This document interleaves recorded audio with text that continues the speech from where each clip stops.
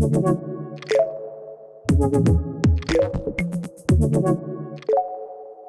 always like to defer to what Howard Gardner wrote in his book, Leading Minds, where he identifies 4 major traits of great leaders: gender, cross-discipline, and geography. And he says the first is they have a true north.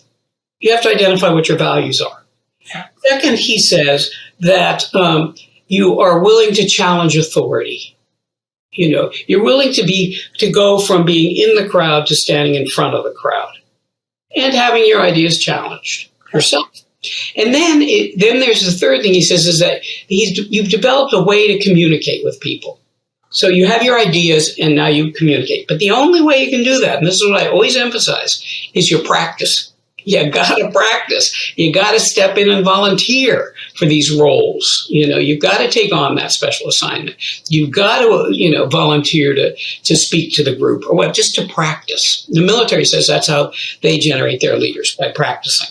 And the fourth thing he said, and this goes back to my previous comment, he said they had traveled.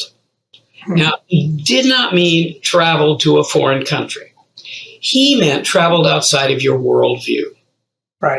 Right?